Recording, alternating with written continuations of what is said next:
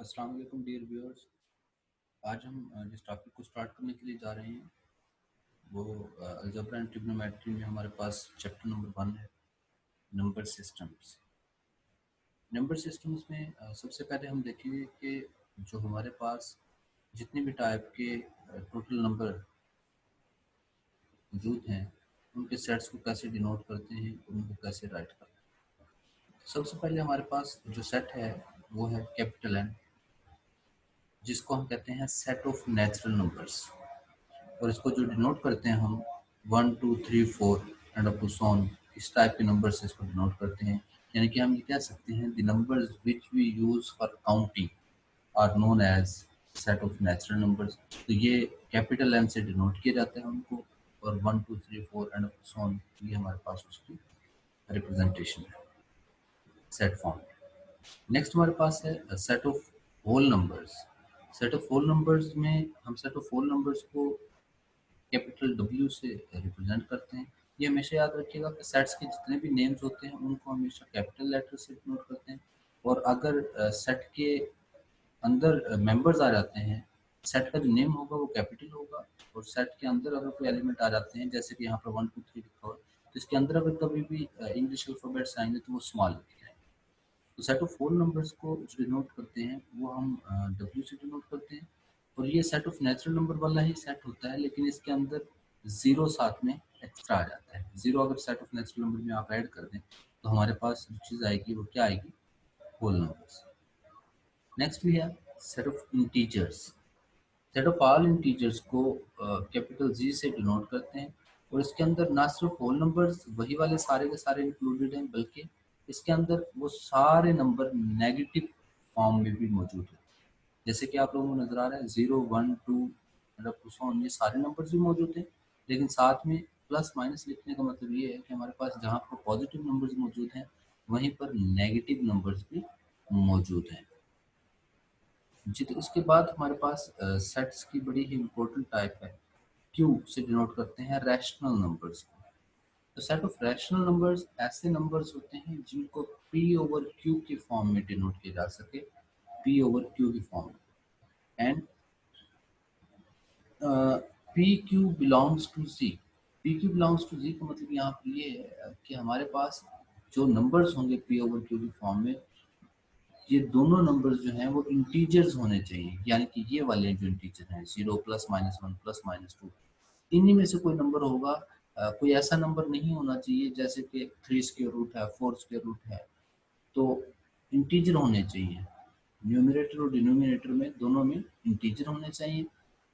और डिनोमिनेटर में जो चीज़ है, डिनोमिनेटर में या जो नीचे है आप लोगों के पास नंबर, यानी कि अगर आप लोग यूँ कह लें, जैसे कि अगर मैं राइट करना चाहूँ तो 3/4, 3/4 अगर मैं राइट करता हूँ तो 3/4 यहाँ पर ऐसा नंबर है जिसमें 3 भी इंटीजर है, 4 भी इंटीजर है, पी और क्यू की फॉर्म में लिखा है, नीचे वाला इंटीजर जो है वो 0 नहीं है।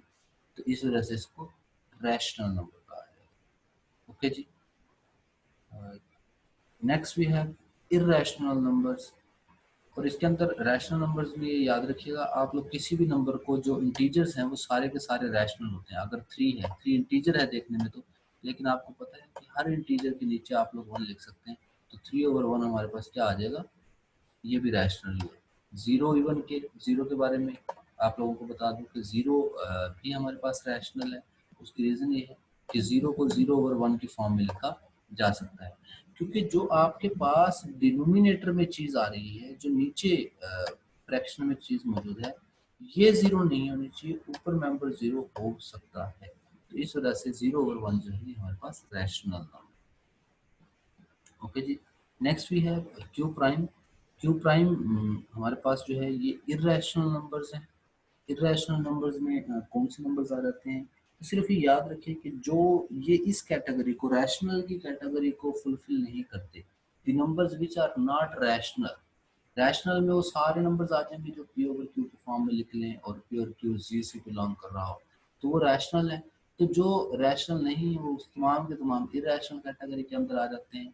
और ज़्यादातर इसकी जो फॉर्म है वो कौन सी टाइप के नंबर हैं, उसमें मेजॉरिटी ऐसे नंबर्स होते हैं जो कि ये स्पेसिफिकली यहाँ पर लिख दिया हमने, क्योंकि कुछ रेशोज भी हैं जो कि इरेशनल हैं। उसके बाद हम देखेंगे कि हमारे पास ये उसकी एग्जाम्पल टाइप हम कह सकते हैं कि वो तमाम स्क्वायर रूट, जैसे कि 2 square root, 3 square root, 5 square root, जो कि परफेक्ट स्क्वायर नहीं है। परफेक्ट स्क्वायर क्यों नहीं है? कि हमारे पास अगर यहाँ पर 4 स्क्वायर रूट हो, अगर मैं कह देता हूँ 4 स्क्वायर रूट, तो याद रखिएगा 4 स्क्वायर रूट का तो अपना एक आंसर है जो कि 2 होता है, और 2 को हमें पता है कि 2 को हम क्या कर सकते हैं, 2/1 की फॉर्म में लिख सकते हैं, जो कि हमारे पास रैशनल है। तो वो तमाम स्क्वायर रूट जो कि परफेक्ट स्क्वायर नहीं है, वो हमारे पास इरैशनल नंबर होते हैं, जैसे कि 3 स्क्वायर रूट, जैसे कि 9 स्क्वायर रूट है, and up to so. Next we have real numbers. Capital R से इस टाइप से डिनोट करते हैं, इस नंबर से डिनोट कर रहे होते हैं हम सेट ऑफ रियल नंबर्स को। और उसको कैसे लिखा जाता है? सेट ऑफ रियल नंबर के अंदर ये याद रखिएगा, क्यू यूनियन क्यू प्राइम, इसका मतलब ये है कि हमारे पास तमाम रैशनल और इरेशनल नंबर्स को इकट्ठा कर लिया जाए तो हमारे पास रियल नंबर्स आ जाते हैं। तो अब हमें पता चल गया कि जो सबसे छोटा सेट था वो नेचुरल नंबर था। नेचुरल नंबर से थोड़ा सा हम आगे आ गए। ये मैं यूँ अगर इसको ड्रा करना चाहूँ कि हमारे पास सबसे छोटा set set of natural number था, फिर हमने उसमें ज़ीरो ऐड कर दिया तो उससे थोड़ा सा बड़ा set set of whole number बन गया, फिर उससे थोड़ा सा और एलिमेंट नेगेटिव के भी ऐड कर दिए तो सेट ऑफ इंटीजर बन गया। उसके बाद इंटीजर्स को ही फ्रैक्शंस के फॉर्म में लिख दिया तो हमारे पास रैशनल्स बन गए, और फिर रैशनल के अंदर इरैशनल्स को भी ऐड कर दिया तो रियल नंबर्स बन गए। तो रियल हमारे पास सबसे बड़ा सेट है, रैशनल उससे छोटा है, हमारे पास इंटीजर उससे छोटा है, होल नंबर उससे छोटा है, और सेट ऑफ नेचुरल नंबर सबसे छोटा है। तो इसको हम कैसे लिखते हैं? इसको हम यूँ भी लिख सकते हैं कि n जो है वो सबसेट है किसका? w का। w जो सबसेट है z का। ये यहाँ पर प्रॉपर सबसेट है, ये इक्वलिटी का साइन नहीं डालना चाहिए था मुझे, ये मैं इसको रेज कर देता हूँ।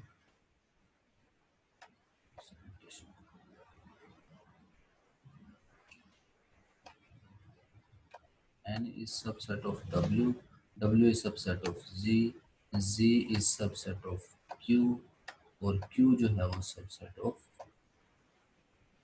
r। तो हमें पता चल गया कि r जो है वो सबसे बड़ा हमारे पास जो सेट है। ओके जी, नेक्स्ट हमारे पास जो नंबर्स हैं उनकी डेसिमल रिप्रेजेंटेशन की बात है।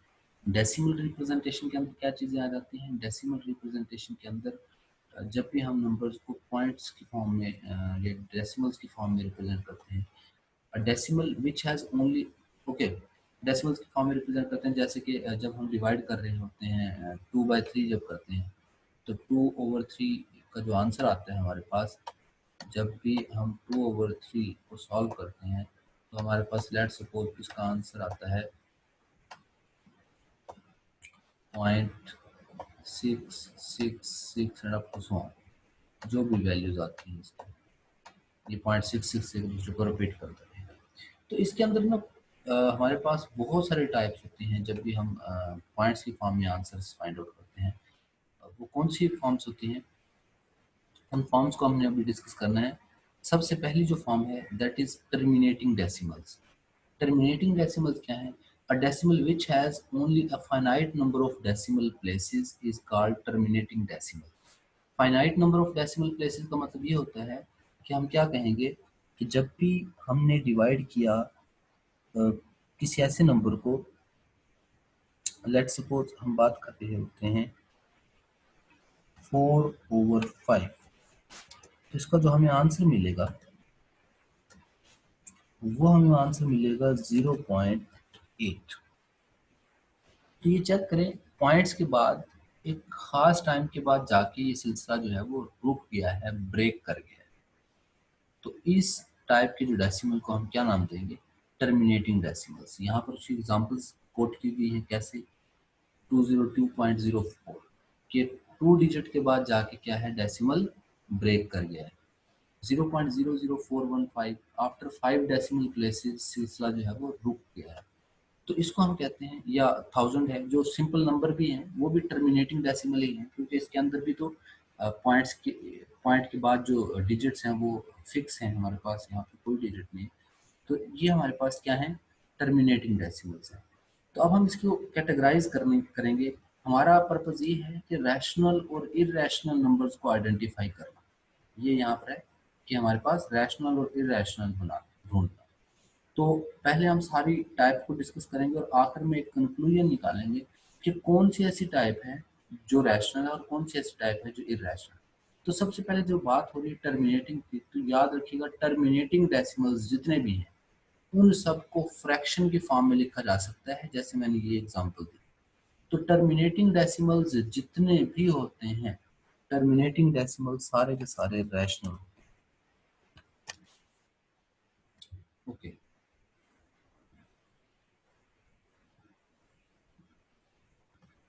इसके बाद नेक्स्ट हम मूव करते हैं रिकरिंग और पीरियोडिक डेसिमल्स। रिकरिंग डेसिमल्स कौन से डेसिमल्स हैं? रिकरिंग डेसिमल्स हमारे पास वो डेसिमल्स हैं जो कि आफ्टर डेसिमल प्लेसेस अपने आप को रिपीट करते हैं। जैसे कि अभी मैंने एक एग्जांपल दी थी 2/3।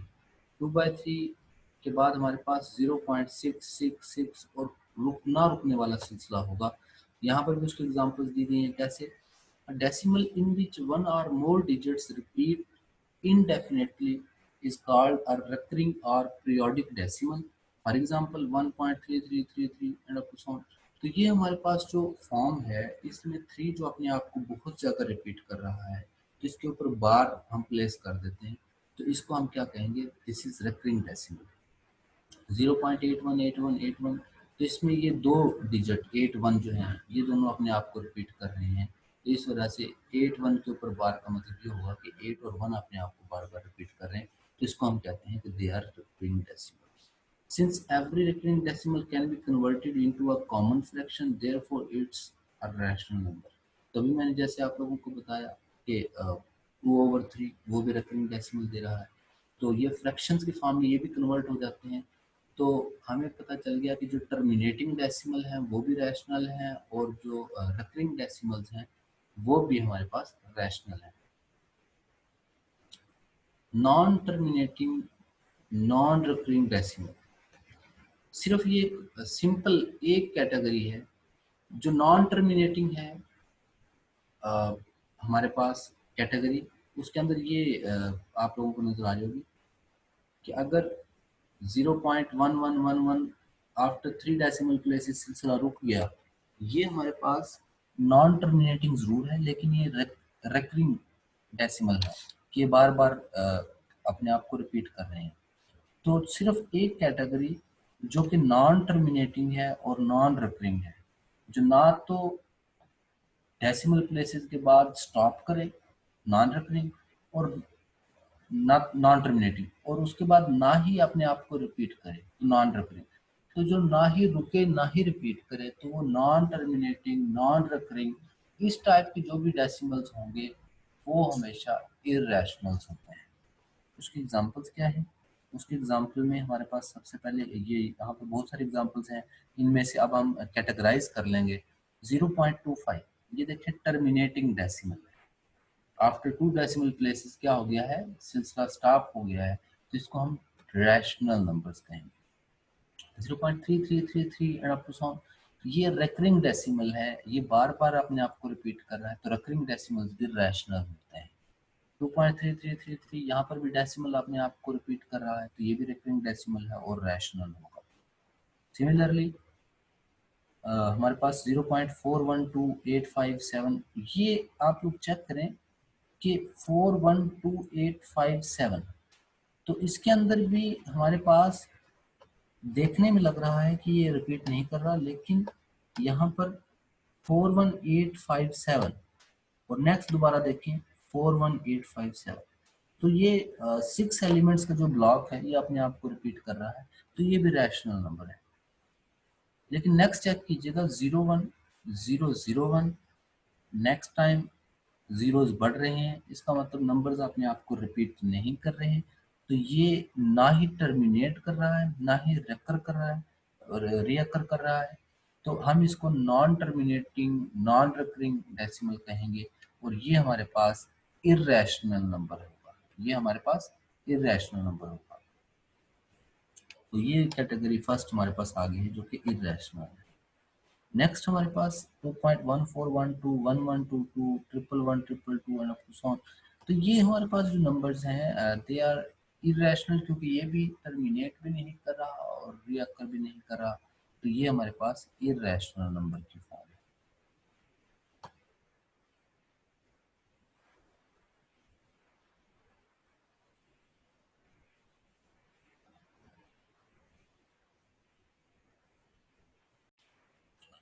जी, नेक्स्ट हमारे पास जो एग्जांपल है 3.141592, ये हमारे पास इरेशनल नंबर है और ये बड़ी ही एक इम्पोर्टेंट एग्जांपल है इस पॉइंट ऑफ व्यू से कि हमारे पास इसका एक स्पेसिफिक नेम है जो कि पाई है।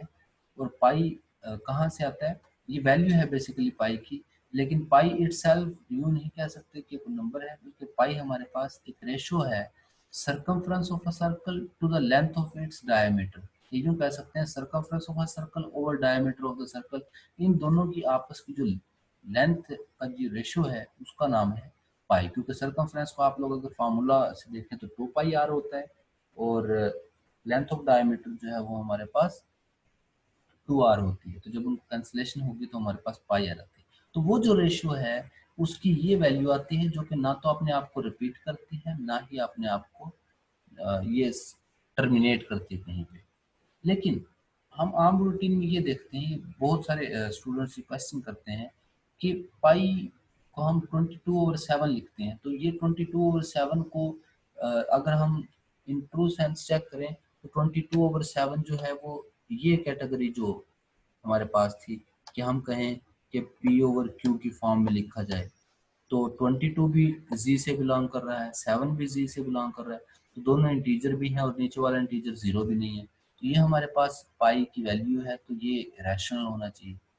तो आप लोग ये याद रखें कि ये पाई की वैल्यू नहीं है 22/7, बल्कि ये पाई की अप्रॉक्सीमेट वैल्यू है कि 22/7 का आंसर भी इससे काफ़ी जो कह लें कि near nearer to this one, nearer to actual value हमारे पास आंसर आता है, इसके करीब तरीन आंसर आ रहा होता है। इस वजह से हम बहुत सारी जगहों पर पाई की इस वैल्यू की जगह पे 22/7 यूज कर लेते हैं अपनी आसानी के लिए, अदरवाइज ये इसकी एक्चुअल वैल्यू नहीं है, ये अप्रॉक्सीमेट वैल्यू है। ये 22/7 रैशनल है, जबकि पाई जो कि एक्चुअल रेशियो है जिसकी ये वैल्यू है, ये हमारे पास इरेशनल है, पाई इरेशनल। बल्कि यहाँ पर उसने एक और एग्जांपल दे दी है कि 355/113, ये उससे भी एक बेटर अप्रोक्सीमेशन है जिसका आंसर 22/7 से भी ज़्यादा बेहतर इस एक्चुअल वैल्यू के करीब आता है।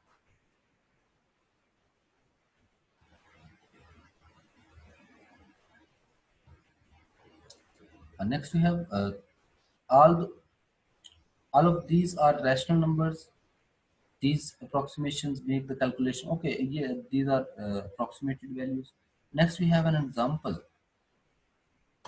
Show that square root 2 is an irrational number. Okay, हमने स्क्वायर रूट 2 को इरेशनल नंबर प्रूव करना है।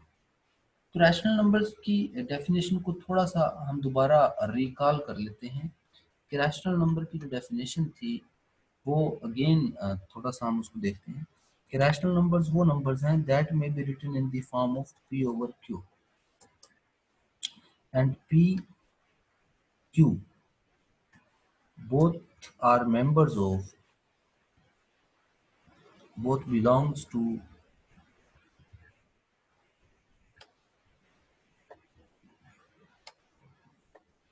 Z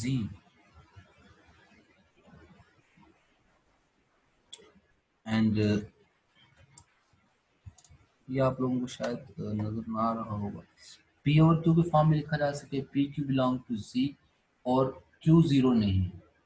तो इसमें याद रखिएगा कि P/Q के ऊपर एक और एक्स्ट्रा कंडीशन होती है कि हमारे पास जब भी रैशनल नंबर को डिनोट कराया जाता है लेट्स सपोज मैं ये बात करता हूँ 1/2 की, ये पी ओवर क्यू की फॉर्म है हमारे पास, और डिनोमिनेटर में क्यू जो है वो 0 नहीं है, तो है तो ये रैशनल नंबर।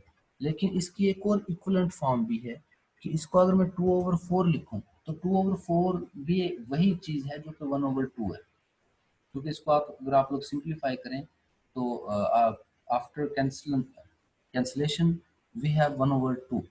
लेकिन ये बात आप लोगों को याद रखनी पड़ेगी कि रैशनल नंबर को जब आप लोगों ने एक्सप्रेस करना है तो that P over Q should be in simplest form, कि आप लोगों के पास उसकी जो सिंपलेस्ट फॉर्म है वो होनी चाहिए। जैसे 2/4 है तो इसमें कॉमन फैक्टर 2 भी आया हुआ है और 1 भी आया हुआ है, कि 2 पे भी डिवाइड हो रहे हैं दोनों नंबर्स और 1 पे, जबकि 1/2 जो है ये 1 के अलावा किसी और नंबर पे डिवाइड नहीं होता। तो कॉमन फैक्टर या कॉमन डिवाइजर, सॉरी, इनका जो दोनों का कॉमन डिवाइजर शुड बी 1। तो इस प्रोसेस को हम यूज करेंगे इसको एक्सप्लेन करने के लिए या इसको प्रूव करने के लिए। क्या यूज करेंगे, ये देखिए बड़ा सिंपल सा प्रोसेस है कि अगर हम चाहते हैं इसको इरेशनल प्रूव करना, तो हम एक मेथड मैथमेटिक्स के अंदर कहते हैं कॉन्ट्राडिक्शन। कॉन्ट्राडिक्शन मेथड क्या है हमारे पास,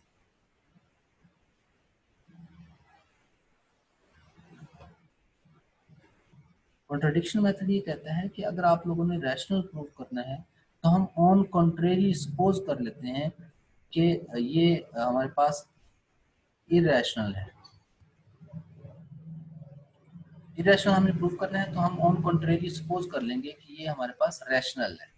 तो अगर हम रैशनल सपोज कर रहे हैं तो ऑब्वियसली स्क्वायर रूट 2 को अगर रैशनल सपोज किया है तो that may be written in the form of p over q, where p and q belongs to z and q not equal to 0. And also suppose that p and q have no common divisor other than 1, और हमें ये भी याद रखना पड़ेगा कि they have nothing in common. Okay, square root 2 is equal to p over q where q is not equal to 0, ये हमने कहाँ से लिया है, ये हमने उसी डेफिनेशन से लिया है जो कि रैशनल नंबर्स की।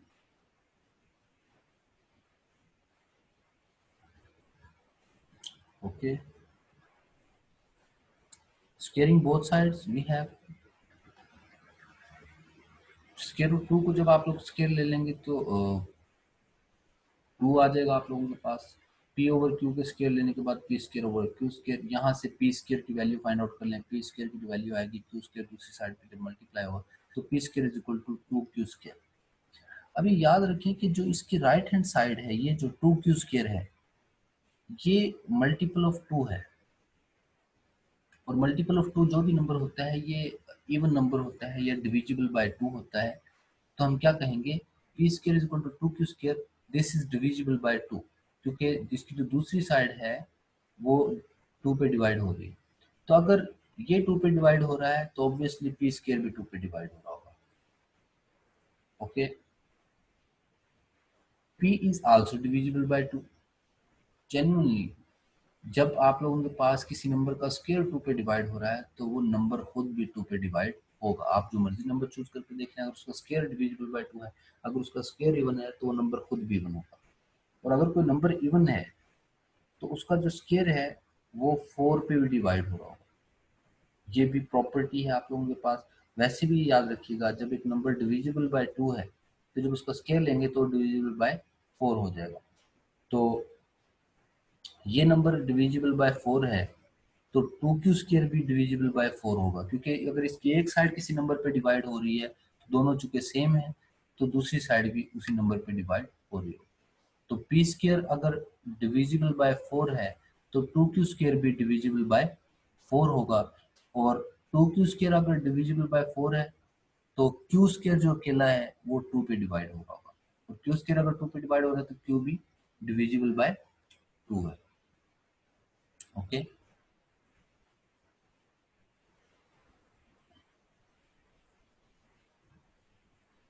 Both p and q are divisible by 2।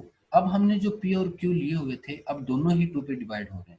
इसका मतलब तो फिर ये हो गया, जैसे अभी मैंने राइट किया था कि 1/2 वाली फॉर्म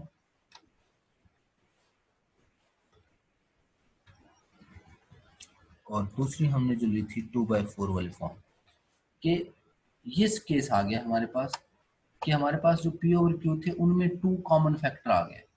तो P और Q have common factor, common divisor 2 and 2 is not equal to 1। इसका मतलब ये हुआ कि 1 के अलावा कोई और कॉमन डिवाइजर इनका मौजूद है।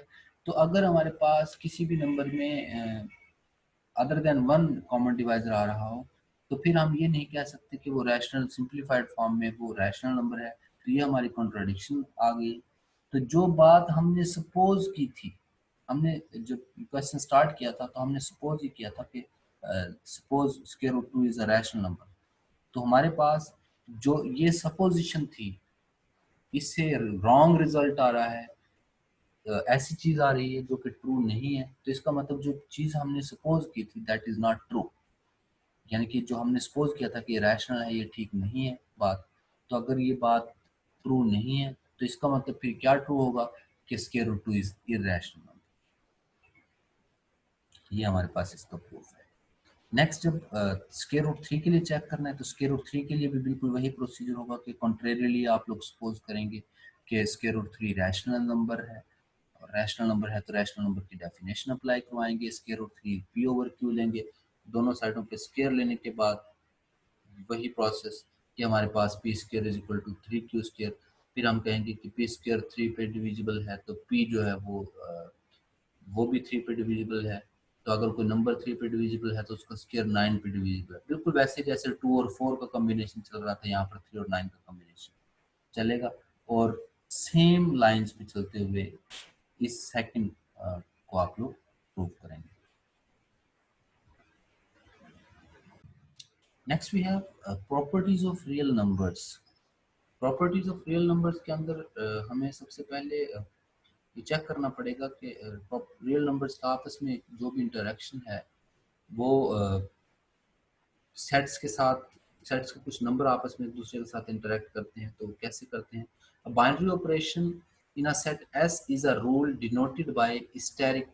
ये प्लस और क्रॉस दोनों का साइन इकट्ठे भी आप लोग पुट कर सकते हैं, या फिर ये सिंबल भी डिनोट की जाती है, यहाँ पर डॉट्स प्लेस कर, ये सिंबल भी हो सकती है, या आप डायरेक्ट ही यहाँ पर प्लस का साइन और क्रॉस का साइन इकट्ठा कर दें तो asterisk. That sign each pair of elements of S with a unique element of S. तो क्या है हमारे पास, 2 डिफरेंट एलिमेंट्स पर ये ऑपरेशन परफॉर्म किए जाते हैं और as a result single element आता है। That sign any pair of elements, यानी कि 2 एलिमेंट्स को क्या करता है, a unique element of S, single element देता है। लेट सपोज ए और बी कोई से 2 मेंबर्स हैं सेट के, तो बाइनरी ऑपरेशन जब static applied on this A B, these two elements, that gives a steric b, that is a single element। जैसे कि एडिशन, जब 2 और 3 को ऐड करेंगे तो रिजल्टिंग एलिमेंट सिंगल होगा 5। जब 2 और 3 को मल्टीप्लाई करेंगे तो रिजल्टिंग एलिमेंट होगा 2 और 3 को मल्टीप्लाई करने के बाद 6। तो ये आप लोगों के पास क्या है, एडिशन और मल्टीप्लिकेशन दोनों ही आपके पास बाइनरी ऑपरेशंस हैं। Next we have laws on this addition and multiplication, both binary operations। Closure law of addition, first of all closure law of addition की जब आप बात कर रहे हैं तो क्लोजर लॉ नेम से ही आपने हमेशा याद रखना है कि अगर आप लोग कोई बाइनरी ऑपरेशन अप्लाई करें तो जिस सेट से वो एलिमेंट बिलोंग कर रहे हैं, बाइनरी ऑपरेशन अप्लाई करने के बाद भी उसी सेट से बिलोंग कर रहे हो, तो उसको हम कहते हैं क्लोजर लॉ। तो क्लोजर लॉ ऑफ एडिशन का ये मतलब है फॉर ऑल, ये सिंबल फॉर ऑल के लिए है, for all A B belongs to R. इसका मतलब है कि आप रियल नंबर के कोई भी मेंबर से ले लें, A plus B belongs to R, इसको हम कहेंगे कि उनका जो सम है, उनकी जो एडिशन है वो भी रियल ही होगी। Next we have second property, associative law. Associative law हमेशा 3 मेंबर्स पे अप्लाई होती है। For all A B C belongs to R, कि for any 3 numbers of real numbers A plus B plus C is equal to A plus B bracket plus C. इसका मतलब ये है कि अगर 3 मेंबर्स हों रियल नंबर्स के तो आप उनको ऐड करना चाहें तो उनका ऑर्डर चेंज कर सकते हैं, बी और सी को पहले ऐड कर लें या ए और बी को पहले ऐड कर लें और फिर सी को ऐड कर लें, दोनों साइडों पे आंसर आपके पास सेम आए। एडिटिव आइडेंटिटी, तो similarly for all A belongs to R, for all real numbers A belongs to R, single element है तो आप कहेंगे कि तमाम रियल नंबर्स के लिए एक रियल नंबर जीरो ऐसा है, zero belongs to R, there exist, ये सैम्पल देयर एग्जिस्ट का है कि यहाँ पर एक मौजूद है, क्या जीरो एक ऐसा मेंबर है रियल नंबर्स में, such that A plus zero is equal to zero plus A is equal to zero. इसका मतलब क्या है कि हमारे पास तमाम रियल नंबर्स के लिए एक ऐसा ज़ीरो या ऐसा मेंबर ज़ीरो एग्जिस्ट कर रहा है कि आप उसको किसी भी मेंबर में ऐड करें, चाहे बाद में ऐड कर लें या पहले ऐड कर लें, आपके पास आंसर कोई चेंज नहीं होता। तो इसको हम कहते हैं एडिटिव आइडेंटिटी। ज़ीरो को एडिटिव आइडेंटिटी कहा जाता है या प्लस की आइडेंटिटी कहा जाता है। ऐसे ही हमारे पास नेक्स्ट है G additive inverse. For all A belongs to R, तमाम रियल नंबर्स के लिए there exist negative A belongs to R, तो उनका नेगेटिव नंबर मौजूद होता है, such that A plus minus A is equal to zero, या फिर minus A plus A is equal to zero, कि अगर आप उनको आपस में ऐड करते हैं तो आंसर जीरो आता है। तो याद रखिएगा एडिशन के अंदर अगर किसी नंबर को ऐड करें और कोई फर्क ना पड़े तो वो आइडेंटिटी है, और ऐसा नंबर सिर्फ एक ही है, क्या, जीरो, कि जीरो को आप किसी भी नंबर में ऐड करें तो कोई फर्क नहीं पड़ता। एडिटिव इनवर्स में हर नंबर को उसके नेगेटिव नंबर के साथ अगर ऐड करेंगे तो आंसर जीरो आ जाएगा। तो अगर कोई से दो नंबर को ऐड करके जीरो आ रहा हो तो दोनों नंबर एक दूसरे का एडिटिव इनवर्स होते हैं। कम्यूटेटिव लॉ, कम्यूटेटिव लॉ क्या है? कम्यूटेटिव कम्यूट करना नंबर्स का, इंटरचेंज करने से कोई फर्क ना पड़े। For all A B belongs to R, A plus B is equal to B plus A, यानी कि अगर आप लोग ए में बी को ऐड करें या बी में ए को ऐड करें तो कोई फर्क नहीं पड़ेगा, इसको हम कहते हैं कम्यूटेटिव। ये हमने एडिशन रिलेटेड प्रॉपर्टीज पढ़ी है। इसी तरीके से मल्टीप्लिकेशन के लॉज हैं। Closure law, for all A B belongs to R, A B A dot B belongs to R. Closure multiplication में भी कि कोई से दो रियल नंबर्स के लिए हमारे पास उनकी जो मल्टीप्लिकेशन है वो भी अगेन रियल नंबर होगा। एसोसिएटिविटी, जैसे यहाँ पर प्लस के साइन थे थ्री मेंबर्स में, कि कोई से दो नंबर्स को पहले ऐड करके फिर थर्ड को ऐड कर लें, तो यहाँ पर मल्टीप्लाई है कि आप लोग बी और सी को मल्टीप्लाई करके ए से मल्टीप्लाई कर लें या ए और बी को मल्टीप्लाई करके सी से मल्टीप्लाई कर लें, तो आंसर सेम आएगा। Multiplicative identity, for all E belongs to R, there exists one belongs to R such that A dot one is equal to one dot A is equal to A dot is equal to A। तो याद रखिएगा जैसे addition में किसी भी number को add करने से किसी नंबर पे कोई फर्क नहीं पड़ता था तो वो आइडेंटिटी थी, यहाँ भी हमारे पास मल्टीप्लिकेशन में वन एक ऐसा नंबर है रियल नंबर कि उसको किसी से भी मल्टीप्लाई करें तो कोई फर्क नहीं पड़ता, तो ये मल्टीप्लिकेटिव आइडेंटिटी है। Multiplicative inverse, for all A belongs to R, A is non-zero, there exists A inverse belongs to R such that A into A inverse basically 1 over A है, ये यहाँ पर राइट किया उसने कि A किसी भी नंबर को उसके मल्टीप्लिकेटिव इनवर्स से मल्टीप्लाई करें तो आंसर 1 आ जाता है। अगर यहाँ पर 5 है तो 1 over 5। ओके, तो these are multiplicative inverse of each other. Commutative law, both members commute कर रहे हो कि A को B से मल्टीप्लाई करें या B को A से मल्टीप्लाई करें तो कोई फर्क नहीं पड़ रहा होता। मल्टीप्लिकेशन एडिशन कंबाइंड एक प्रॉपर्टी है हमारे पास जिसमें एडिशन भी यूज होता है और मल्टीप्लिकेशन भी यूज होता है।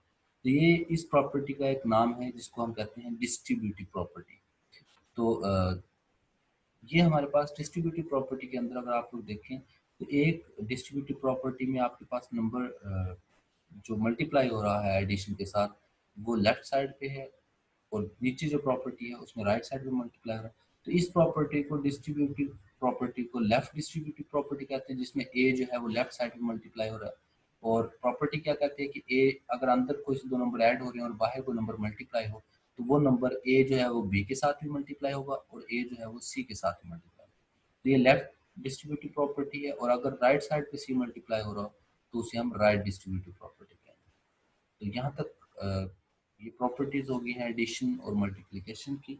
उसके बाद नेक्स्ट जो है हमारे पास प्रॉपर्टीज ऑफ इक्वलिटी है, इसको इंशाल्लाह हम नेक्स्ट लेक्चर में डिस्कस करेंगे।